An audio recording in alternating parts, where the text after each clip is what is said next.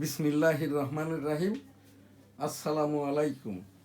www.dailynewsstar.com virtual editor হাফেজ মাওলানা শাহজালাল গোলদার স্টুডিওর বাহির হতে অনুষ্ঠানটি এডিটিং এবং পরিচালনা করছেন। 22 মার্চ 2026। আমি M Shahjahan Ali Goldar, EPO editor, the daily news star, www.dailynewsstar.com। শুরুতেই এনএসটিভি সংবাদ। মুক্তিযুদ্ধের রণাঙ্গন, শরণার্থী 1971, এম শাহজাহান আলী গোলদার শ্রেষ্ঠ বাচ্চা মুক্তিযোদ্ধা, 265 দিন রণাঙ্গনের যোদ্ধা। ভার্চুয়াল এডিটর হাফেজ মাওলানা শাহজালাল গোলদার মুক্তিযুদ্ধ আমার সংশ্লিষ্টতা এর ওপরেই একটি সংবাদ আকারে বলার জন্য বলেছেন, সংক্ষেপ আকারে। 265 দিন রণাঙ্গনের যুদ্ধ করেছি। আমার পিতা মরহুম হাজী মধু গোলদারও যুদ্ধহত মুক্তিযোদ্ধা ছিলেন। মাতা মরহুমা হাজী বেগম খাইরুন্নেসাও এই যে মুক্তিযোদ্ধা ছিলেন আর কি। যেহেতু মার্চ মাস, এবারের সংগ্রাম মুক্তির সংগ্রাম, এবারের সংগ্রাম স্বাধীনতার সংগ্রাম। জয় বাংলা, ইনশাল্লাহ, আসসালামু আলাইকুম। সেই ডাকেই তো মুক্তিযুদ্ধটা শুরু হয়। বঙ্গবন্ধু শেখ মুজিবুর রহমান এবারের সংগ্রাম মুক্তির সংগ্রাম, এবারের সংগ্রাম স্বাধীনতার সংগ্রাম। জয় বাংলা, ইনশাল্লাহ, আসসালামু আলাইকুম। সেই ভাষণটি আবার জিয়াউর রহমান সাহেব ঘোষণাটি চট্টগ্রাম অস্থায়ী বেতার কেন্দ্র কালুরঘাট থেকে যেভাবে বলেছিলেন বঙ্গবন্ধুর পক্ষে, I am major Ziaur Rahman declared there on behalf of Bangabandhu Sheikh Mujibur Rahman, Bangladesh is independence. আমাদের যেটা নিয়ামক শক্তি ছিল মুক্তিযুদ্ধ করার সময়, জয় বাংলা, আমার সোনার বাংলা, আমি তোমায় ভালোবাসি। আমার সেক্টরটা ছিল 8 সেক্টর কমান্ডার মেজর মঞ্জুর রহমান। যে মেজর মঞ্জুর রহমান মেজর জেনারেল অবস্থায় চট্টগ্রাম ক্যান্টনমেন্টের দায়িত্ব পালনরত অবস্থায় 1981 সালের 30 মে জিয়াউর রহমান সাহেব চট্টগ্রামে কিল হন। যার প্রধানতম আসামি মঞ্জুর রহমান চট্টগ্রামস্থ হাটহাজারিতে মব পিটানিতে সেই 1981 সালের 30 মে জিয়াউর রহমান সাহেব তৎকালীন মাননীয় রাষ্ট্রপতি খুন হন। 4 জুন মিলিটারি আইন শৃঙ্খলা বাহিনীর এই যে যারা আর কি সিপাহী এবং জনতা মিলে এই যে গণপিটানি অর্থাৎ মব পিটানিতে 4 জুন 1981 মেজর মঞ্জুরকে, তখন মেজর জেনারেল, কিল করেন। সেই জিয়াউর রহমান হত্যা মামলার বিচারটা আজও হয় নাই। সেই মেজর মঞ্জুর রহমানই ছিলেন 8 নম্বর সেক্টরের সেক্টর কমান্ডার বেনাপোল, যেখানে আরো 7টি উপসেক্টর ছিল। আমি সেই মেজর মঞ্জুর রহমানের নেতৃত্বে বাচ্চা মুক্তিযোদ্ধা হিসাবে, আমাদের লোকাল কমান্ডার ছিল, আমার সরাসরি কমান্ডার মেজর মঞ্জুর রহমান, 8 নম্বর সেক্টর বেনাপোল। উপসেক্টর এবং স্থানীয় ওই যে বেনাপোলের কমান্ডার ছিলেন সাবেক সংসদ সদস্য মরহুম আলী কদর। মেজর মঞ্জুর রহমান আমাদেরকে বাইনোকুলারও দিয়েছিল। ওই সেই গাছে উঠে দেখার সময় আর কি, ওই মেজর মঞ্জুর রহমান আমাদেরকে যে সেক্টর কমান্ডার কেন তার নেতৃত্বে যুদ্ধ করেছি, আমরা একদিন যেখান থেকে ইসমাইল সর্দারের আমবাগান মটারের গোলা ছোড়া হইতো পাকিস্তানের দিকে, তো ওই মটারের গোলা ছোড়ার জোয়ান যারা ছিল আর কি, এরা ছিল নন বেঙ্গলি। তো আমরা ওই জায়গায় উৎসুক জনতা নাই কিভাবে মোটরের গোলাটা ছোড়া, এইটা দেখার জন্য যখন আমি সহ আমার সঙ্গী সাথী আরো 15-20 জন আর কি, এই যে আমার যে ছবিটি আর কি, এই ছবিটি, এটা 7 ডিসেম্বর 1971 আর কি। এই যে আমরা স্লোগান দিতেছি, তোমার দেশ আমার দেশ, বাংলাদেশ বাংলাদেশ, তোমার নেতা আমার নেতা, বঙ্গবন্ধু শেখ মুজিব, শেখ মুজিব জয় হোক জয় হোক, বঙ্গবন্ধুর জয় হোক জয় হোক জয় হোক, শ্রীমতী ইন্দিরা গান্ধীর জয় হোক। ওই রকম মেজর মঞ্জুর রহমান তখন বললেন, ওই জওয়ানরা বলছে বাচ্চা লোক দূর যাও, হাট যাও, বোম ফাটেগা মার জায়গা। তখন মেজর মঞ্জুর বললেন, no, they are not minor বাচ্চা, এরাই রিয়েল ফ্রিডম ফাইটার। এরা ওই যে বনগা বেনাপোল 3 কিলোমিটার বেষ্টিত রণাঙ্গন, মুক্তিযুদ্ধের ময়দানটা ছিল মুক্ত অঞ্চল। এরা ওই মুক্ত অঞ্চলের আউট জোন থেকে পাকিস্তানিদের, সেনাবাহিনীর, রাজাকারদের, আল বদরদের, আল শামসদের, ওই যে পিস কমিটির মেম্বার চেয়ারম্যানদের অবস্থান এবং এদের যারা স্পাইং করে এদের চিহ্নিত করে সেই বাড়ি এবং যেখান থেকে পাকিস্তানের ওই যে বেনাপোল সিটি কর্পোরেশনের আউটসাইড থেকে আর কি গোলা ছোড়া হইতো ভারতের দিকে, ওই জায়গার থেকে খবরটা নিয়ে তারা দিবেন। ওই রকমই গাছে উঠে ওই মিলিটারিদের জিপ গাড়ি দেখার জন্য যখন আর কি মুনিয়ার পুকুরের পাড়েই গাছে উঠে যখন দেখছি, তখন মাথার উপর দিয়ে মোটরের গুলা যায় শব্দ দূষণে। আমার এই যে বাম কানটি নষ্ট হয়, এখনো নষ্ট। গত বছর ফেব্রুয়ারি মাসে ঢাকাস্থ সিএমএইচ বলে দিয়েছে আমার এই কানটি আর ভালো হওয়ার নয়। সিএমএইচ এ চিকিৎসা পাওয়ার যোগ্যতা আমার জামাই ছেলেটা এখন লেফটেন্যান্ট কর্নেল, আমার মেয়েটা এই যে বিশেষজ্ঞ চিকিৎসা সোনোলজিস্ট ডাক্তার সুমাইয়া আমার এই অনুষ্ঠান পরিচালনা করছেন, আমার এই যে আইটি এক্সপার্ট এবং হাফেজ মাওলানা শাহজালাল গোলদার। ওই সেই মেজর মঞ্জুর সাহেব আমাদেরকে যে গ্র্যান্ড স্যালুট শিখিয়েছিল, ইন্না লিল্লাহি ওয়া ইন্না ইলাইহি রাজিউন, 1971 সালে রণাঙ্গনের বীর মুক্তিযোদ্ধা, স্যালুট তোমাকে, লাল সালাম, জয় বাংলা, আমার সোনার বাংলা, আমি তোমায় ভালোবাসি। তো সেই 7ই মার্চ ভাষণের মাধ্যম দিয়েই বঙ্গবন্ধু সারোয়ার্দী উদ্যান, এবারের সংগ্রাম মুক্তির সংগ্রাম, এবারের সংগ্রাম স্বাধীনতার সংগ্রাম, জয় বাংলা ইনশাল্লাহ, আসসালামু আলাইকুম। সেই ভাষণটি, ডিক্লারেশন বা ঘোষণাটি জিয়াউর রহমান সাহেব 27 মার্চ চট্টগ্রাম থেকে, I am major Ziaur Rahman, declare there on behalf of Bangabandhu Sheikh Mujibur Rahman, Bangladesh is independence. আমাদের যেটা মুক্তিযুদ্ধের নিয়ামক শক্তি ছিল, জয় বাংলা, আমার সোনার বাংলা, আমি তোমায় ভালোবাসি। সেই 265 দিন যুদ্ধ করতে যাইয়ে তো আমার বাম কানটি নষ্ট হয়। অনেক কাহিনী, অনেক কথা। 7 ডিসেম্বর যশোরটা স্বাধীন হয়, এই যে স্লোগান যেটা দিতেছি,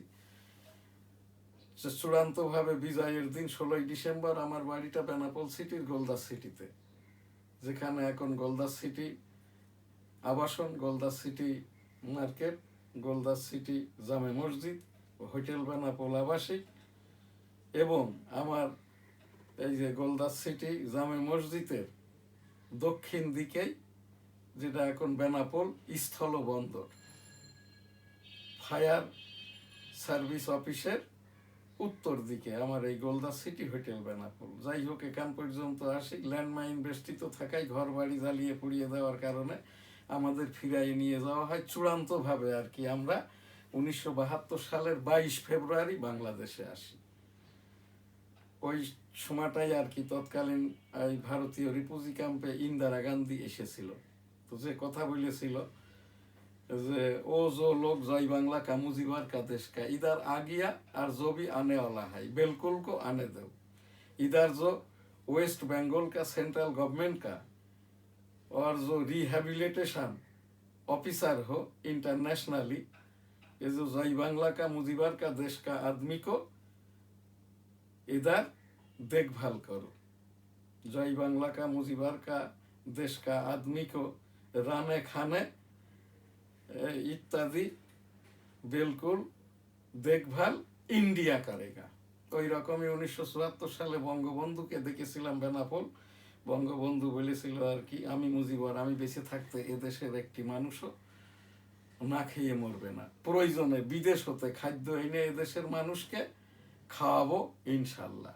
সেই 1971 সালের 16ই ডিসেম্বর থেকে 2026 সালের এই যে 20 মার্চ পর্যন্ত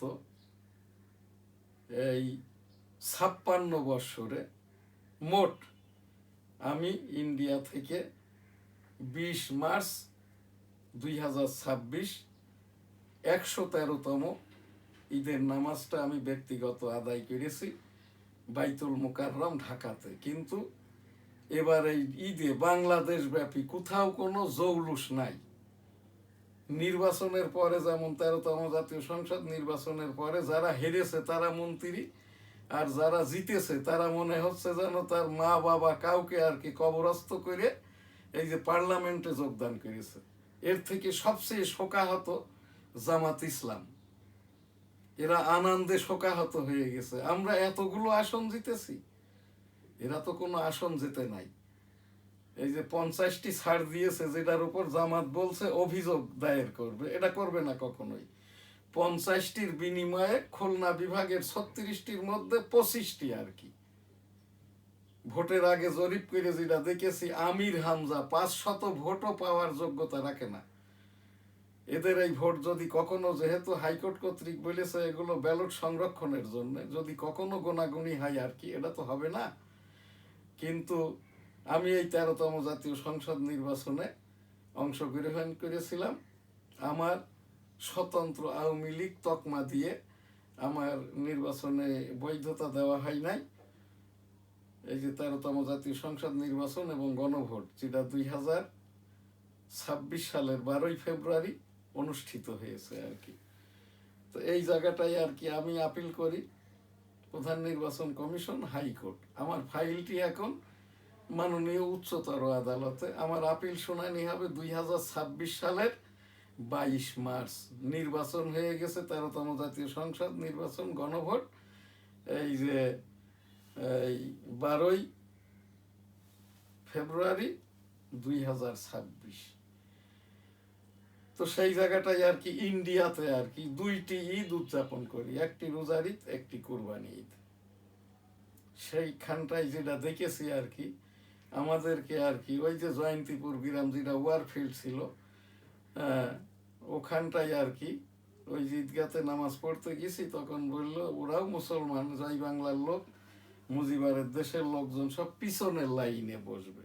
এইটা এখনো আমার খুব কষ্ট দেয়, যেটা আমাদের এই বাংলাদেশে রোহিঙ্গাদের জন্য কিন্তু এইটা করা হয় না। না এদেশের সরকার, না এদেশের জনগণ বা বিরোধী দল বা অন্য ধর্মের দল কেউই এইটার বিরোধিতা করে না। কিন্তু ভারতীয় তৎকালীন প্রধানমন্ত্রী শ্রীমতী ইন্দিরা গান্ধী কিন্তু যে সম্মানটা খাবার দাবার ইত্যাদি দিয়ে করেছে, সেটা জীবনে কোনোদিনই ভুলবার নয়। আমি তো ভুলবই না আর কি। ওই সেই इंदिरा गांधी বলেছিল, तुम जो लोग जय बांग्ला का मुजीबर का देश का इधर आ गया और जो भी आने वाला है बिल्कुल को देखभाल रहने खाने सब कुछ इंडिया करेगा।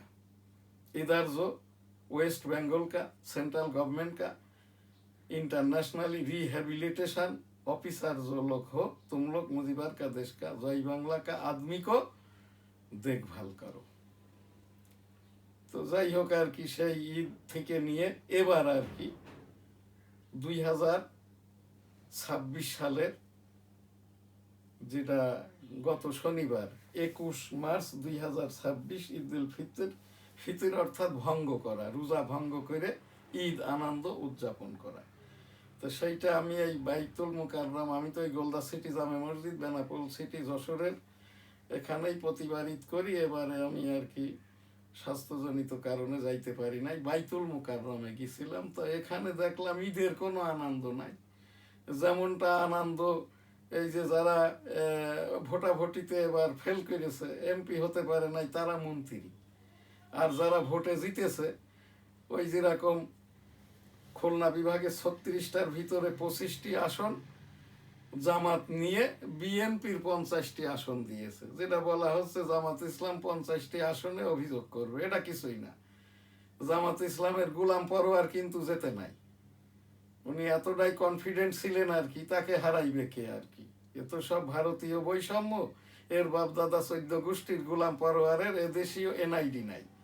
যেরকম ওই যে এই যেটা শফিকুর রহমান জামাতের সভাপতি আর কি, এরাও হচ্ছে আসামের ওই যে বিএনপি সালাউদ্দিন সাহেবের মতো। গোলাম পরোয়ার হচ্ছে এই যে বসিরহাটের ওই ইন্ডিয়ার ওই পাশে সুন্দরবনের পাশ দিয়ে যে নদী, ওই নদী সাঁতার কেটে এদের পূর্বপুরুষ এই দেশে এসছে আর কি। হ্যাঁ, তো সেই জায়গাটাই আর কি। সেই গোলাম পরোয়ার তো পাশ করে নাই, কিন্তু যেখানে পাশ করার কথা না সেখান থেকে 36টা-25টা নিয়ে নিয়েছে। আমি যেহেতু 13তম জাতীয় সংসদ নির্বাচনে যশোর 1 শার্শা বেনাপোল হতে মনোনয়ন দাখিল করি, স্বতন্ত্র আওয়ামী লীগ তকমা দিয়ে আমার ভোটটা করতে দেয়নি। আমার ওই সেই আপিল ফাইল এখন মাননীয় উচ্চতর আদালতের অ্যাপিলের ডিভিশনে, যার শুনানিটা হবে এই মার্চ 22, 2026। নির্বাচন হয়ে গেছে 12 ফেব্রুয়ারি 2026। এই জন্যই আমি এটা বলতে পারছি আর কি। তো সেই জায়গাটাই সেই 2 ঈদ ভারতে করি। এবার আর কি আমাদের বাংলাদেশ 7ই মার্চ এই 1971 থেকে এই পর্যন্ত আর কি 113তম ঈদ, অর্থাৎ কুরবানি এবং এই যে রোজার ঈদ মিলে আর কি 113তম ঈদ আমাদের গোলদাস সিটি জামে মসজিদে। এবার যে ঈদটা এই উদযাপিত হইল আর কি, এই যে 1447 হিজরির রমজান মাসের যে 2026 সালের বাংলাদেশের ঈদ উল ফিতর এর ঈদ গোলদাস সিটি জামে মসজিদে উদযাপিত হয়েছে আর কি। এখানটায় এই 88তম ঈদের জামাত অনুষ্ঠিত হয়েছে গোলদাস সিটি জামে মসজিদে। আমি যে গোলদাস সিটি জামে মসজিদের প্রধান মোতোয়াল্লি এবং সভাপতি, এটা তাবলিকি মার্কাজ মসজিদ। এবং আমার ব্যক্তি জীবনের এই যে নিয়মতান্ত্রিক নিয়মিত রোজা এ যাবার উদযাপিত সম্পন্ন হয়েছে 44তম। সেই 44তম রমজান শেষে গতকাল আর কি বাইতুল মুকাররমে ঈদটা উদযাপন করেছি। তো ওই সেই মুক্তিযুদ্ধ করতে যেয়ে আমার এই যে মুক্তিযুদ্ধের সনদ, আমার মাতা মরহুমা হাজী বেগম খায়রুন্নেসা মুক্তিযোদ্ধা ছিলেন, পিতা যুদ্ধাহত মুক্তিযোদ্ধা মরহুম হাজী মধু গোলদারও মুক্তিযোদ্ধা ছিলেন। আমিও এই যে 265 দিন রণাঙ্গনে যে 10,000 মুক্তিযোদ্ধা তার একজন। আমার খেতাবটা দেন মেজর মঞ্জুর রহমান, এই যে যিনি জিয়াউর রহমান হত্যা মামলার আসামি ছিলেন। এবং 1981 সালের 4 জুন জিয়াউর রহমান তো কিল হন 1981 সালের 30 মে। সেই জিয়াউর রহমান হত্যার আসামি হিসেবে মেজর মঞ্জুরকে আর কি মব পিটানিতে, গণপিটানিতে 4 জুন 1981, জিয়াউর রহমান 30 মে 1981 কিল হন, মঞ্জুর রহমানকে ওই আসামি হিসাবে 4 জুন 1981 মব পিটানিতে, গণপিটানিতে হাটহাজারিতে মেরে ফেলেন। সেই জিয়াউর রহমান হত্যা মামলার কিন্তু এখনো সুরাহা হয়নি। সেই মেজর মঞ্জুর রহমান 8 নম্বর সেক্টর বনগাঁ বেনাপোল, ওখানে 7টি উপসেক্টরও ছিল, যার একটি উপসেক্টরের কমান্ডার ছিলেন মরহুম আলী কদর, সাবেক সংসদ সদস্য। আমি সরাসরি মেজর মঞ্জুর রহমানের 8 নম্বর সেক্টরের আন্ডারেই যুদ্ধ করেছি। আমার সাথে আরও বাচ্চা মুক্তিযোদ্ধারা ছিল।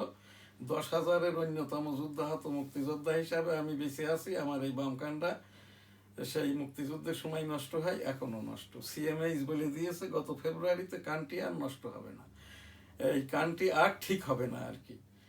আমার এই যে জামাই ছেলেটা লেফটেন্যান্ট কর্নেল, মেয়েটা বিশেষজ্ঞ চিকিৎসক সোনোলজিস্ট ডাক্তার সুমাইয়া, এই ছেলেটা অনুষ্ঠান পরিচালক, আইটি এক্সপার্ট এবং হাফেজ মাওলানা শাহজালাল গোলদার আর কি। কান ভালো হোক বা না হোক এতে আমার কোনো দুঃখ কষ্ট বা কোনো কিছুটাই নাই।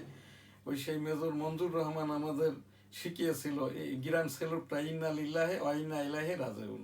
1971 সালের রণাঙ্গনের বীর মুক্তিযোদ্ধা, সেলুট তোমাকে, লাল সালাম, জয় বাংলা, আমার সোনার বাংলা, আমি তোমায় ভালোবাসি। 7 মার্চ 1971 বঙ্গবন্ধু। এবারের সংগ্রাম মুক্তির সংগ্রাম, এবারের সংগ্রাম স্বাধীনতার সংগ্রাম। জয় বাংলা ইনশাল্লাহ। আসসালামু আলাইকুম। জিয়াউর রহমান সাহেব, Chattogram. I am major Ziaur Rahman, declared there. On behalf of Bangabandhu Sheikh Mujibur Rahman, Bangladesh is independence. আমাদের যেটা নিয়ামক শক্তি ছিল, জয় বাংলা আমার সোনার বাংলা, আমি তোমায় ভালোবাসি। তো সেখান থেকে আর কি আজকের এই যে 113তম ঈদ উল ফিতর বাংলাদেশ, আমি আমার জীবনের বাংলাদেশের এই 55 বৎসরের আমার রাজনীতিতে বাংলাদেশের সকল কিছু ভালো এবং মন্দ রাজনৈতিক আমি জড়িত। 1971 সালের মুক্তিযুদ্ধে মা বাবার সাথে জয়েন করি 25 মার্চ কালো রাত্রি হতে। 1972 সালের 22 ফেব্রুয়ারি পর্যন্ত ভারতে ছিলাম। 265 দিন যুদ্ধ করতে যেয়ে বাম কানটা নষ্ট হয়।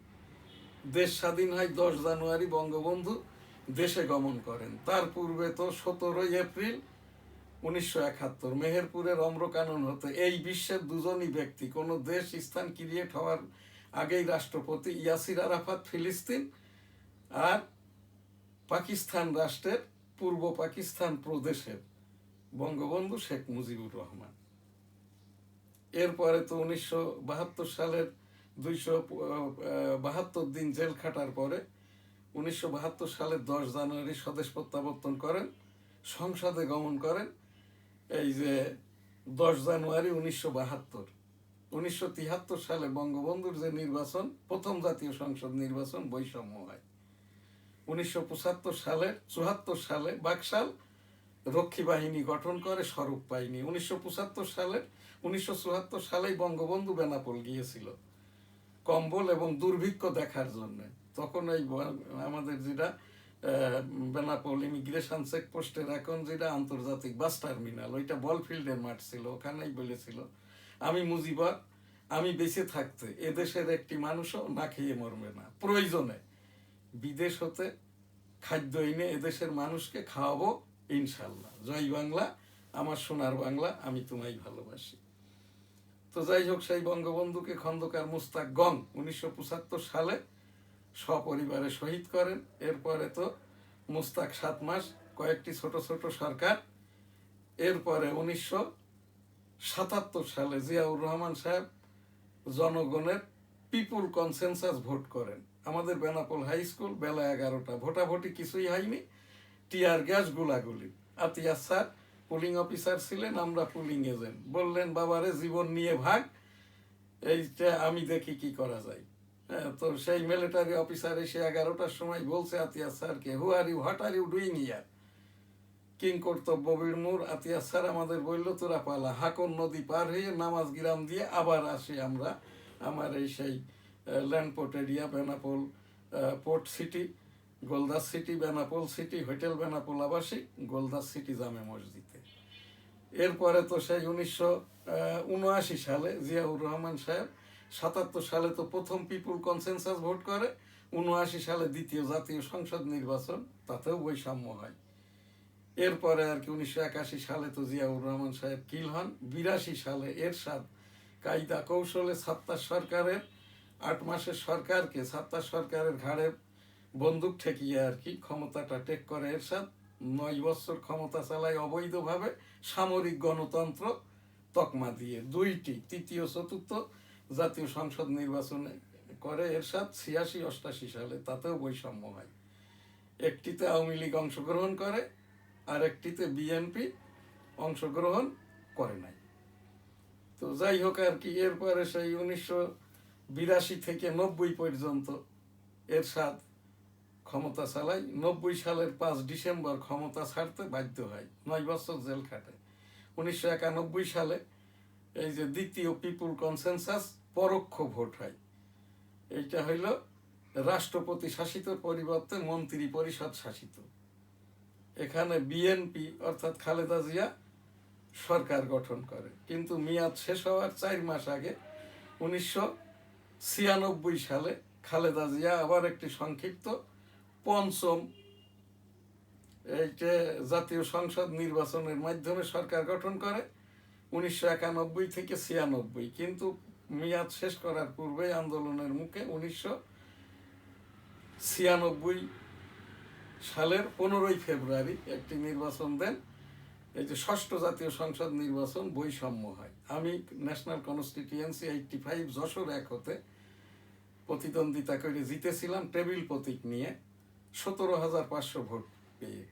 ভোট তো কাস্ট হয়েছিল 16-17%, বৈষম্য হয়েছিল। তখন নির্বাচন কমিশন প্রধান ঢাকা থেকে 2 দিন পর বিএনপি প্রার্থীকে জিতিয়ে দেয়। ওই বিভাগীয় মামলাটি এখনো আছে, নিষ্পত্তি হয় নাই। এরপরে আসলো আপনার সেই আন্দোলনের মুখে আর কি, তখন 7ম জাতীয় সংসদ নির্বাচন 1996 সালে মে মাসে।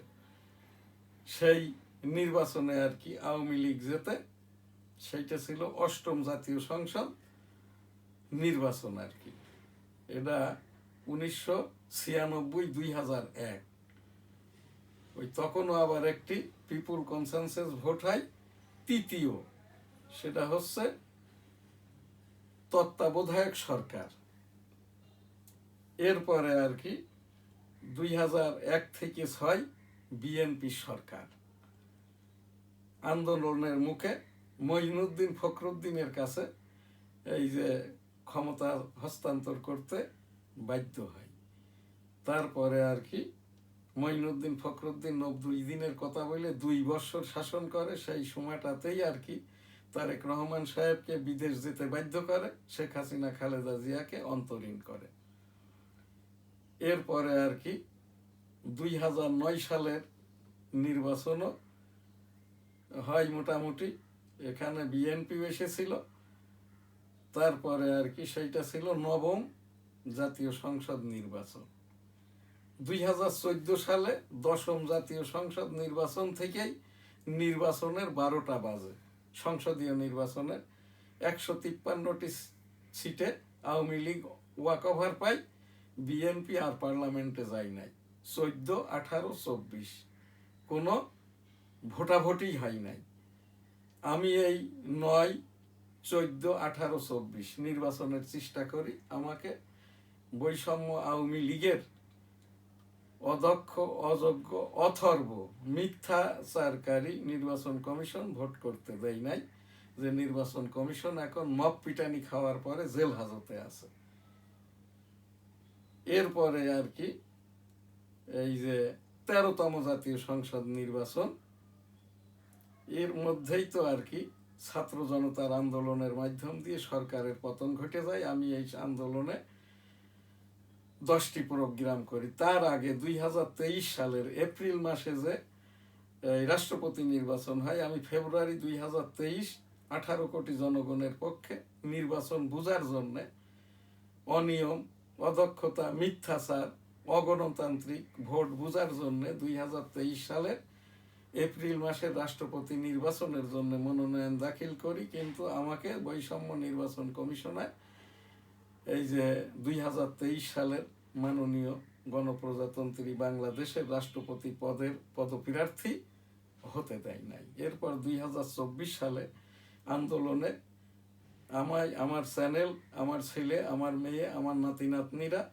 আমরা সকলেই আর কি এই যে নাহিদ ইসলামের যেটা তখন সমন্বয়কারী ছিলেন আর কি ছাত্র আন্দোলনের নেতা হিসাবে, আমরা আন্দোলন করি। আমার এখান থেকে 10টি প্রোগ্রাম করি। 3 তারিখ আমার যেটা প্রোগ্রাম ছিল চ্যানেল থেকে, শেখ হাসিনাকে চ্যালেঞ্জ দিয়ে বলেছিলাম, আপনি যেহেতু 18তে কোটা বাদ করে দিয়েছেন, এটাও মেনে নেন। ছাত্র জনতা সহ আন্দোলনকারীরা যেটা বলছে সেইটা মেনে নেন। এইটা তখন শেখ হাসিনা কি করলো, হাসান মাহমুদ তো নয়, তখন ওই যে বৈষম্য তথ্য প্রতিমন্ত্রী আর কি, আমার এই দি ডেইলি নিউজ স্টার, আমার যেটা নিউজ চ্যানেল, এগুলো সব বন্ধ করে দেয়। এরপরে তো যাই হোক নাহিদ ইসলাম ওটা খুলে দেয় নাই। মাহফুজ এসে আমার এই যে চ্যানেল থেকে আর কি আমি এখন এই যে www.dailynewsstar.com যেটা অনলাইন নিউজ পোর্টাল, আমি প্রোগ্রাম করছি। মাননীয় প্রধান বিচারপতি, মাননীয় সেনাবাহিনী প্রধান, মাননীয় রাষ্ট্রপতি, মাননীয় এই যে প্রধান উপদেষ্টার দপ্তর আমি স্বপ্রণোদিত হয়ে তালিকাভুক্তির মাধ্যম দিয়েই আমি এখান থেকে অনুষ্ঠানগুলি করি। এইবার আর কি সেই আমাকে রাষ্ট্রপতি পদের পদপ্রার্থী হতে দেয় নাই। 2023 সালের আমি এম শাহজাহান আলী গোলদার, শ্রেষ্ঠ বাচ্চা মুক্তিযোদ্ধা, 1971 সালের রণাঙ্গনের 265 দিনের মুক্তিযোদ্ধা হিসাবে। এখন আমার বয়সটা 66 পেরিয়ে 67-তে, এই মুক্তিযোদ্ধার সনদ অনুযায়ী আর কি। তারপরে আমি সেই 13তম জাতীয় সংসদ নির্বাচনে স্বতন্ত্র টেবিল প্রতীক নিয়ে ন্যাশনাল কনস্টিটিউয়েন্সি 85 যশোর 1 হতে আমি নির্বাচনের চেষ্টা করি। আমাকে এই যে আমার নমিনেশন দাখিল করি সহকারী রিটার্নিং অফিসার যশোর 1 সারসা, এই জায়গাটাই আর কি। সহকারী রিটার্নিং অফিসার অবৈধ শিবির করা, সিনিয়র অ্যাসিস্ট্যান্ট সেক্রেটারিও হয় নাই, দেখছে এই যে সারসা উপজেলা ইউনো আসনটি ফাঁকা, এখানে যেয়ে উনি বসে যান আর কি। আমাকে তো 29 ডিসেম্বরের আগে মনোনয়নপত্র সংগ্রহ করতে হয়েছে গোপনে। এরপরে যখন জমা দিতে যাই আমি নিজে 29 ডিসেম্বর এই যে 2025, তখন আর কি আমাকে ঢুকতে না দেওয়ায় আমি ব্যাকডোর দিয়ে ঢুকে যখন মনোনয়নপত্রটি জমা দিতে যাই, তখন আমাকে আওয়ামী তকমা দিয়ে যে স্বতন্ত্র আওয়ামী লীগ মনোনয়ন এই জন্যই নিবে না। তখন আমি বললাম আমার ওই মনোনয়ন পত্রেরই আপনার যেখানটায় সিল স্বাক্ষর রিটার্নিং বা সহকারী রিটার্নিং অফিসার, ওখানে কমেন্টস লেখেন যে স্বতন্ত্র আওয়ামী লীগ বিধায় মনোনয়নপত্র জমা নেওয়া হবে না। এরপরে যাই হোক আর কি, জমা নেওয়ার পরে আমার এইটা নামঞ্জুর করে। তারপরে আমি প্রধান নির্বাচন কমিশনার বরাবর আপিল করি। 14 জানুয়ারি 2026 আমার আপিল শুনানি ছিল। তখন আমার ওখানে জিজ্ঞাসা করে যে আপনার এই মনোনয়নটি কেন? আমি বললাম স্বতন্ত্র আওয়ামী লীগ তকমা দিয়ে বাদ করেছে। আর দ্বিতীয় কারণটি হচ্ছে আমি ওই যে ভোটার তালিকায় 1% ভোটারের স্বাক্ষর আমি ভোটার লিস্টেই করিয়েছি। তখন আর কি এখানে তো 7 জন কমিশনার, এই যে MM নাসিরউদ্দিন প্রধান এবং এই সানাউল্লাহ মিয়া, 7 জন কমিশনারের সকলেই কিন্তু অবৈধ। এরা সব জামাতের চাঁদা দেওয়া, চাঁদা অর্থাৎ ইয়ানত, জবরদস্তি বা স্বেচ্ছায় চাঁদাকে ওই যে মুয়াবিয়া পুত্র ইয়াজিদের শাসন আমলে এই যে আমিরে মুয়াবিয়া বলে না, আমিরে ইয়াজিদ, আমিরে জিহাদ, তো ওই সেই আমিরে জিহাদ জামাত ইসলাম প্রাউড ফিল করে বলে আমরা ইয়াজিদি মুসলমান। তো ওই ইয়ানতটা হচ্ছে জবরদস্তি, এই যে চাঁদা নেওয়া। জামাত ইসলাম কোনো ইসলামিক দল না। তখন আর কি এই সানাউল্লাহ মিয়া বলেন আর কি যে এই ইতিমধ্যে এই যখন এই কারণ দেখিয়ে তখন এই MM নাসিরউদ্দিন প্রধান নির্বাচন কমিশনার ওনাকে ইঙ্গিত দিলেন যে এনারে দিয়ে দাও। ইতিমধ্যে আমি বলেছি আমি একজন 265 দিনের রণাঙ্গনের যোদ্ধা হতো, আমার এই বাম কানটি এখনো নষ্ট। এইটা তখন আর কি ওই সানাউল্লাহ মিয়া আবার প্রধান নির্বাচন কমিশনার থেকে ফাইলটা চেয়ে নিয়ে আমারে বলতে আছে আপনি মুক্তিযোদ্ধা, আপনার বয়স কত? তখন আমি ওই সানাউল্লাহ মিয়াকে বললাম আপনি তো অবৈধ চাকরিচ্যুত MM নাসিরউদ্দিন 2010 সাল থেকে আর কি, তার বয়সটা এখন 73 বছর, কোনো রকমেরই আর কি ইলেকশন কমিশনার হওয়ার যোগ্যতা আপনাদের কারোরই নাই। আর তুমি মুক্তিযোদ্ধার বয়স জিজ্ঞেস করো? মুক্তিযোদ্ধার বয়স জিজ্ঞেস করতে নাই। বয়স তোর বাপ বেঁচে আছে, বয়স বলবো তোর বাপকে। আমি যখন সানাউল্লাহ মিয়াকে বলেছে আর কি বয়স তোর বাপকে বলবো, তখন রাগে ক্ষোভে দুঃখে আমার তো আর কিছু বলতে পারে না, তখন আর কি আমার ফাইলটা ফেলে দেয়। মাইকে বলছে এই যে মনোনয়ন প্রার্থী শাহজাহান আলী গোলদার, তার আপিল আবেদনটি নামঞ্জুর করা হলো। এরপর আমি হাইকোর্ট করি, রিট মামলা নম্বর 1370। আমার শুনানির ডেটটা দিয়েছে 22 মার্চ 2026। নির্বাচন হয়ে গেছে 12 ফেব্রুয়ারি 2026। তো ওই সেই 2টি ঈদ ইন্ডিয়ায় পালন করেছে, কিন্তু বাংলাদেশের মতো না। এবার যেটা আমার ভার্চুয়াল এডিটর জিজ্ঞেস করেছে আপনি তো জাতীয় মসজিদে নামাজ পড়তে গেলেন, আমি তৃতীয় জমাতটা পড়েছি।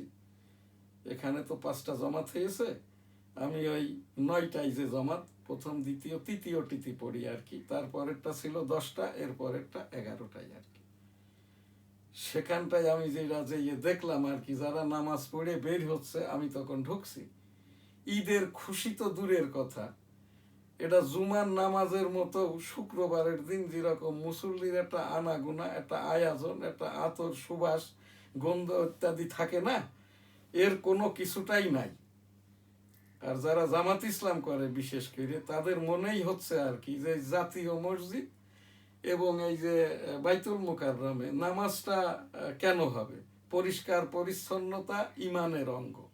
বাইতুল মুকাররমের জন্য, বাংলাদেশের সকল মসজিদের জন্য, মসজিদের যেটা সদর গেট জাতীয় মসজিদ বাইতুল মুকাররমের, যেখান থেকে ইসলামিক ফাউন্ডেশনের ধর্ম মন্ত্রণালয়ের এবং এই যে বিশেষ ব্যক্তিরা সৌদি আরব থেকে, মক্কা মদিনা থেকে, পবিত্র মদিনা থেকে, পবিত্র মক্কা থেকে যখন কেউ আসে আলেম উলামা, এই গেটটা দিয়ে ঢোকা হয় আর কি, ডাইন দিক দিয়ে আর কি, অর্থাৎ উত্তর দিক দিয়ে যে গেটটা ইসলামিক ফাউন্ডেশনের লাইব্রেরির পাশ দিয়ে, এইটাতে কোলাপসিবল গেট লাগিয়েছে। এটা দেখে আমার মনে হলো আমাদের যশোর একটি সমাজ কল্যাণের কিশোর সংশোধনাগার আছে। তো বাইতুল মুকাররমটা এখন মনে হয় এরা ওই সুন্নি মুসলমান যারা হানাফি মাযহাবধারী, এদের সংশোধনাগার বানিয়েছে। এই যে হাফিজিহুল্লাহ আব্দুল মালেক, স্বশিক্ষিত, আমি এখান থেকে খবর আকারে, অভিযোগ আকারে আবারও উপস্থাপন করছি। এত দুর্গন্ধ ময়লাযুক্ত, আমি একটি নিউজ কালকে পোস্ট করেছি, আমি কষ্টে দুঃখে, আমি আস্তাগফিরুল্লাহ রাব্বুল আলামিন এই বৈষম্যদের যারা এর ওপর নসিহত করে না, এদেরকে মাফ করে দিন, সেই সাথে আমাদেরও মাফ করে দিন, আস্তাগফিরুল্লাহ আমিন। ঈদের দিন মনটা খুব খারাপ হয়ে গেল। পূর্ব গেট যেটা 1987 সাল থেকে, অর্থাৎ রাজুকের দিক থেকে, এইটাই পূর্ব মেন সদর গেট। এইটার ওপরেই তো ভ্যান গাড়ি ছিল, জুয়োর আড্ডা বসতো, এখানে নিশা পানি কান করা হইতো। 87 সাল থেকে, আমি 2002 সাল থেকে আমার পুত্র হাফেজ মাওলানা শাহজালাল গোলদার, এই যে এনএসটিভির এই যে ভার্চুয়াল এডিটর আর কি, নিউজ করতে করতে গত বছর এইটা আর কি এখানে রাস্তাটা হয়েছে। কিন্তু 2 ধার দিয়ে ভ্যান স্ট্যান্ড, ময়লার ভাগাড়, এবং ওপরে উঠেই আর কি যে ছাদের ওপরে পানি জমে আছে, এখানে মানুষ ওই যে প্রাকৃতিক কর্ম অর্থাৎ পিশাবটাও করে থাকে আর কি। যারা চেনে না, জানে না, বোঝে না, এই এত বড় একটা এই যে জাতীয় মসজিদের ঈদের কোনো ব্যানার নাই যে পবিত্র ঈদ মুবারক, ঈদ উল ফিতর জিন্দাবাদ, এইরকম কোনো ব্যানার আগে থাকতো, এরশাদের সময় দেখতাম, কিন্তু এরপর থেকে আর নাই। আর এই যে বাইতুল মুকাররমের যে বিশ্রী অবস্থা, এটা কিশোর সংশোধনাগার বানিয়েছে। আমি এখান থেকে, আমি 1996 সাল থেকে, 86 সাল থেকে নিয়মিত জুমার আমি বয়ান, এবং দেলোয়ার হোসেন সাইদি হুজুর যখন বয়ান করতো আর কি, আমি সাইদি হুজুরেরই একজন যোগ্যতর শিষ্য কিনা জানি না, আমি এই যে রাসূল সাল্লাল্লাহু আলাইহি ওয়াসাল্লামের জীবনী কিতাব বুখারী হাদিস বাংলায় অনুবাদ করে, আমার প্রকাশনা থেকে বের করা, ইউরোপ আমেরিকাতে আমি বাংলায় এই তাফসিরটা করে থাকি আর কি। তো সেই 13তম জাতীয় সংসদ নির্বাচনে যারা জিতেছে তাদের কোনো আনন্দ নাই, আর যারা হেরেছে তারা এখন মন্ত্রী হয়েছে আর কি। একজন মার্ডার কেসের আসামি এই যে শেখ রবিউল আলম, এর এই যে মন্ত্রী হওয়ার যোগ্যতাটা হচ্ছে, যোগ্যতা জিজ্ঞেস করেছেন না, ইনি ওই সেই পিলখানা হত্যাকাণ্ডের তাপস মেয়র ছিল, ধানমন্ডির এমপি ছিল। এই যে শেখ রবিউল আলম, ইনি দেখিয়েছেন ওনার বৎসরে ইনকাম 11,50,000, আর আমি দেখিয়েছি আমার স্থিতি সম্পদ 150 কোটি টাকা। বাৎসরিক আমার আয় হয় প্রায় এখান থেকে এই 30 কোটি টাকার মতো, আমি ট্যাক্স দিয়ে থাকি 1.5 লক্ষ টাকা করে। এইবারও যেটা আমার ইলেকশনের ইয়েতে আমি দেখিয়েছি আর কি, সেই রবিউল আলম, তার টাইটেলটা হলো শেখ, ধানমন্ডির এমপি, বাড়িটা গোপালগঞ্জ। এই ছাড়া তার অন্য যে যোগ্যতাটা আছে, সে একটি ডেভেলপার, ছোটোখাটো ডেভেলপার কোম্পানির মালিক, সেই হিসেবে একটি মার্ডার কেসের 3 নম্বর আসামি, তারপরেও সে সংসদ সদস্য প্রার্থী হয়েছে, এমপি হয়েছে, মন্ত্রী হয়েছে, যা হবার তাই হয়েছে। এইবার গাড়ি ভাড়া টাড়া নিয়ে যেটা যাই হোক না কেন, সড়ক দুর্ঘটনায় মারা গেছে প্রায় 2 ডজনের ওপরে মানুষ, আহত হয়েছে অর্ধশতের মতো আর কি। এই জায়গাটায় ঈদ যেভাবে আমি এই ঢাকা শহরে দেখতেছি, এই আমার 45-46 বছরে ঢাকার অবস্থানের লেখাপড়ার থেকে এই পর্যন্ত, এই যে ভবনটা এনএসটিভি ভবন, নিউজ স্টার ভবন, এই বঙ্গবন্ধু ডিজিটাল স্টুডিও, এটা আমার নিজস্ব ভবন। তো সেই জায়গাটা থেকে কোনো খুশি নাই।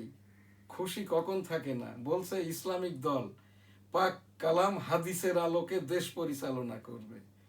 আওয়ামী লীগ তো 2,500 টাকা করে দিত, তারেক রহমান সরকারও দিছে আর কি। জামাত ইসলাম কি দিয়েছে? জামাত ইসলামের বলা হচ্ছে জামাত ইসলামের সভাপতি জাকাতের টাকায় চলে। এই যে শফিকুর রহমান, এ তো জাসদ করত, এ তো আওয়ামী লীগ করত, এ তো পদটা কিনেছে। জামাতের এটা বলতে পারছে না কেন? একটি লোকও আলেম ওলামা নাই জামাত যারা করে আর কি, যে কারণে ইসলামিক দল না। আর এরাই হলো ইয়াজিদি মুসলমান, এরা সৌদি আরবের বাদশাহী, রসুল সাল্লামের বাদশাহী, অর্থাৎ পাক কালাম হাদিস কর্তৃক আল্লাহ তালাই রসুল সাল্লামকে পাক কালাম হাদিসের বাদশাহ বানিয়েছিল। সেই সাথে আল্লাহর যে দেশ সৌদি আরব বেষ্টিত 17টি দেশ, এরও বাদশাহ ছিল রসুল সাল্লাম। আর 6 মাসের জন্য ছিল হযরত হাসান আলী রাদিয়াল্লাহু তাআলা আনহু। যেহেতু জামাত ইসলাম এইটা বলছে না, আমাকে কে নিষেধ করবে? আমি তো একজন আমলি পীর, আমি সেই 34 বছর যাবত আমি এই পীরগিরিটা করি। পীর মানে আর কি রুহানি আমলের শিক্ষক, আমি কোনো মুরিদ করি না। এই জায়গাটাই আর কি রাব্বুল আলামিন এই বাংলাদেশের 113তম ঈদ জাতীয় মসজিদ বাইতুল মুকাররমে যেভাবে আমি দেখলাম, জানতে চেয়েছেন তো আমার ভার্চুয়াল এডিটর, জুমার দিনের মতো জৌলুস নাই। কারণ জামাত আরো 11টি দল নিয়ে যে গীবত, মিথ্যাচার, ভোটের ওপরে, জনগণের ওপরে, রাষ্ট্রের ওপরে, ধর্মীয় মূল্যবোধের ওপরে, শেষ আর কি এই যে 13তম জাতীয় সংসদ নির্বাচনের রাষ্ট্রপতি ভাষণের ওপরে আর কি, যুদ্ধ অপরাধের দায়ে কেউ মাপ সবাই করে দিল, আমি মাপ করব না এই যুদ্ধ অপরাধীদের জন্য। এদের কারণেই দেশ আনতে যে যুদ্ধ করতে যে কানটাই এখনো শুনি না, এইটা আমার সনদ আর কি। আমি এদেরকে মাপ করব না। মাননীয় স্পিকারও একজন মুক্তিযোদ্ধা। জাতীয় পতাকা, জাতীয় সঙ্গীত, আমার সোনার বাংলা, আমি তোমায় ভালোবাসি, অবমাননা নয়, এইটার একটি অ্যামেন্ডমেন্ট নিবেন আপনি। আর তা না হলে এই দেশের 18,17,00,000 জনগণের পক্ষে আর কি আমরা আর কি সংসদ সদস্য, এ দেশের অনাগরিক, এই দেশের অনাগরিক সংসদ সদস্য, এদেরকে আমরা ইমপিচমেন্ট করব, এদেশে এদের থাকতে দিব না।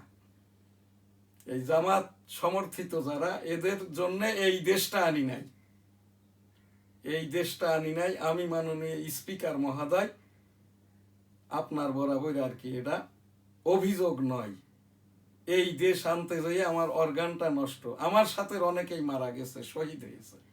সকলের পক্ষ থেকে আর কি এই জামাত ইসলামকে এই সংসদ ভবনে ঢোকার কোনো রাইটটাই নাই, যেহেতু এই দেশটা মানে না। আমার সোনার বাংলা, আমি তোমায় ভালোবাসি, এটা কোনো সঙ্গীত নয়, এইটাই দেশ, এইটাই দেশমাতৃকা, এইটাই জনগণ, এইটাই ধর্মীয় মূল্যবোধ, এইটাই পাক কালাম হাদিসের আলোকের দেশ পরিচালনা, এইটাই হচ্ছে 1971 সালের যুদ্ধ অপরাধীদের বিচার না করে মাফ করে দেওয়া। এইটাই সেই এই যুদ্ধ অপরাধীদের যে বিচারের মাধ্যম দিয়ে যে বিচারপতি ফাঁসি দিয়েছেন, সেইটাই যখন দেখিয়ে আর কি এই যে তাজুল ইসলাম অবৈধভাবে প্রসিকিউটর হয়েছে, সেটাও কিন্তু প্রমাণ হয়ে গেছে, তাজুল পালিয়েছে।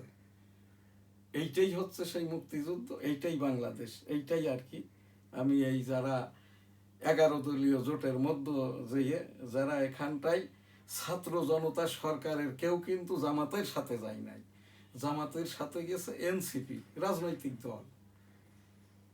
এদের 18,17,00,000 জনগণের মাধ্যম দিয়েই আর কি এদেরকে আমরা ইমপিচ করতে চাই আর কি, এদেরকে সংসদ সদস্য হিসেবে। আর যদি মাননীয় স্পিকার একটা সংশোধনী দিয়ে নিয়মতান্ত্রিক সাংবিধানিকভাবে যেভাবে সংসদ চলে ওইটা করলে আমার অভিযোগও থাকবে না, আপত্তিও থাকবে না। জয় বাংলা, আমার সোনার বাংলা, আমি তোমায় ভালোবাসি। এখন আমাদের আজকের যে উপস্থাপনামূলক বাইতুল মোকাররম কাকরাইলে নিয়মতান্ত্রিক নিয়মিত পেশ ইমাম খতিব নিয়োগ দেওয়া হোক। লাব্বাইক আল্লাহুম্মা লাব্বাইক, লাব্বাইক লা শারীকা লাক, লাব্বাইক ইন্নাল হামদা ওয়ান নিয়ামাতা লাকাল মুলক লা শারীকা লাক। রব্বুল আলামিন পাক পরওয়ারদিগার বিশ্বের সকল মানুষকে একবার করে হজ উমরা করার তৌফিক দান করুন, আমিন। 1971 সালের এই দেশের